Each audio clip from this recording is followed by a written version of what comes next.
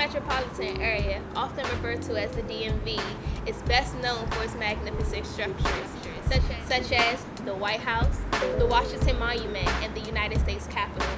With the population of 5 million plus, the DMV is ranked the 9th largest area and is considered to be affluent and very educated.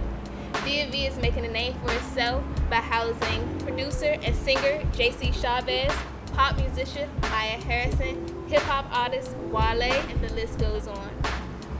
Go hard or go home is your introduction to great talent that lies right in front of your eyes. This is the story of Duncan and Antoine, also known as DTMD, a local band who is constantly on the grid to making their dreams come true. Despite all the obstacles that they have faced over the years, they're still going stronger than ever.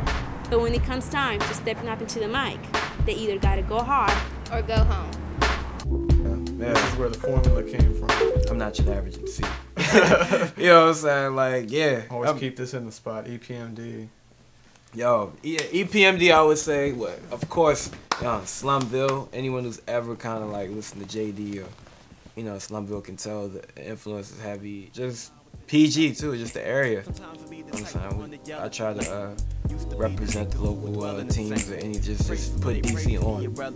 Some say the black cats got the devilish shame, but I maintain we cool on the DL Hughes, we sell too. But I had to straighten it out like TL Smooth, it wasn't me. Plus the ones who prevailed, a few typical for a young male to do. And now I'm WMUC as College Park, it's like 88.1.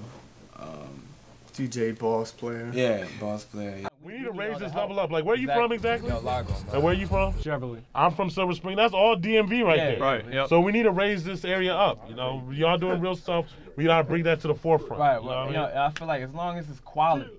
Like a DC Cats, you know what I'm saying? Like we were looking up to them, and so for them to see our progression and show respect to us, like, young, that's all we needed. Like, you know, it doesn't really matter if everybody down the block is saying we tight. made in the factory, but Take me like niggas, yes, you ain't exactly right, my nigga. You better start believing in the picture. No longer a sketch, we making sure all the angles connect. Straight through like a tape. How much flack do you get for being a white dude? Because you got so much soul on your beats.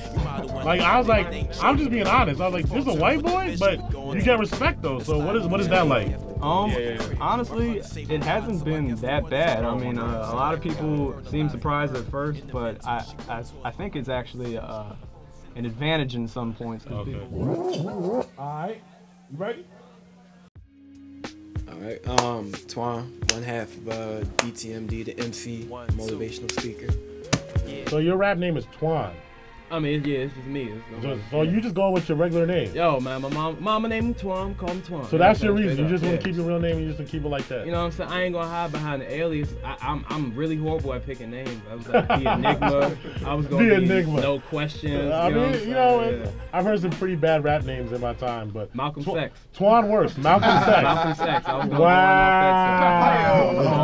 Yeah, nah, it's not even for the fellas. You know what I'm saying? I was gonna spend some definitely not for the fellas. You know what I'm saying? Take my shirt off and sell some records, man. I'm Dunk, I'm the producer, I make all the beats. Where does the name Dunk come from? Well, my real name's Duncan. And y'all like using your real names, man. Yeah, I think I kind of started. I think Twan just he's jocking you now. Yeah. Jocking Duncan. Yeah, everybody knows me. Everybody knows me just short as my name's just Dunk. My family calls me Dunk. Everybody just short as that. And we're DTMD, Duncan Twan making dollars. We about to. Hopefully, in the future. We got into music because we love music. Exactly. You know what I'm saying? Like, not because, yo, I'm about to get rich real quick, you know what I'm saying? Or we want shine. We don't care if no one knows us for real. It just started off with one song, actually. Yeah. Because the other group the other guy couldn't, like, show up. He was in college. So we're just like, you know what? Oh, yeah. You know what? Let's just do this one track. And then we're like, then we thought of the name, like, oh, all right.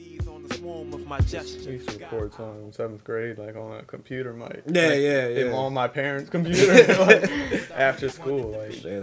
So we've been making music since 7th grade. Yeah. It's like 8 years. Yeah. My dad was a saxophonist back in high school and college, and I think that's where I get my musical traits from. When me and him found out that we could make beats on a computer, we kind of got obsessed with it. I think that was back in 10th grade or something. Yeah. That's it. It's crazy. It was like my girlfriend at the time, I was talking to her on the phone, and Antoine hit me up and was like, yo, I found out how to sample in Fruity Loops. I was like, yo, I gotta call you back. And I just hung up on her, and then we just been making beats since making music. Yeah, straight up.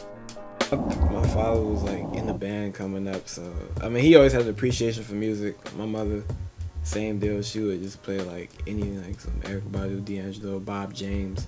You know what I'm saying? Roy Ayers, Blackbirds. It's whatever. Just in the car. She'd be like, that's kind of dope. You know what I'm saying? Like, I always at a young age was tended to the music. Like, you know, would sleep by the radio. I used to call my friends up. We wouldn't even converse. We would just play songs over the phone. Like, son, you heard this?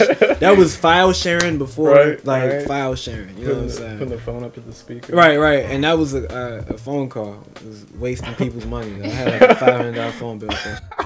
Straight up. The 7th grade at St. Ambrose up the street. Yeah. We met and we found out that we had similar likes. Both liked hip hop.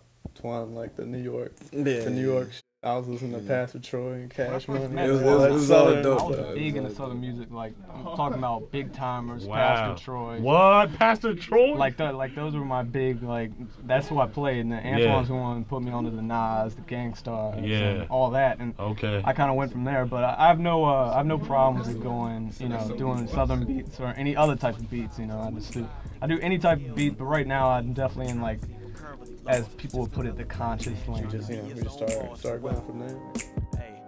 And not this common, but like yesteryear common. Not big. Resurrection, like Water for Chocolate, Electric Circus, Little Brother, straight up.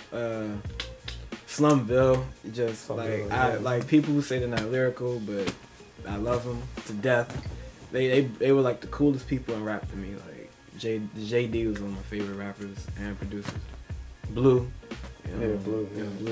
Mad Lib. I do a lot of chiefing, so I listen to Mad Lib all the time. Mos Def, The Roots. It's Erykah Badu, just good music. Inspires good music. I don't know. It's a long list. I'm about to say man. Shoot. As far as producers go, I'd say the top. Jay Dilla probably one of the top people. Premier, Pete Rock, of course. Black Milk, Odyssey, Kevin Brown, Damu, Platinum Pied Piper, all that. A lot of people that's doing it out there that we try to kind of emulate, but kind of put our own twist on stuff. Had the divorce regularity. Seeing me and PG forever was scaring me. Tearing me apart at the seams. Some told me to follow my dreams, and I was tired of the blunt passion, morals clashing, settling for people who ain't really feel my passion.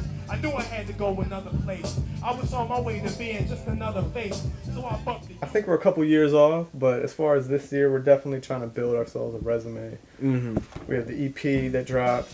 We just released the You music video. And then we have the LP coming out this summer, which is going to be the full-length album. And hopefully we can just do shows. We got a couple shows. We got a show in New York. Come on. So hopefully we can do that. We've had some show offers overseas, so we're trying to capitalize on every opportunity we can. We're trying to definitely just kind of make our own lane, like do our own style, like even with like our audience, we're not very particular about who we want to appeal to. You know what I'm saying? You don't have to be super cool to like us. You don't have to be, like a music nerd. I want to make it so like a music nerd could break it down and dig it, and like a casual fan can like, listen to it too. So we just trying to go from all angles that we can to, be as a complete. Sometimes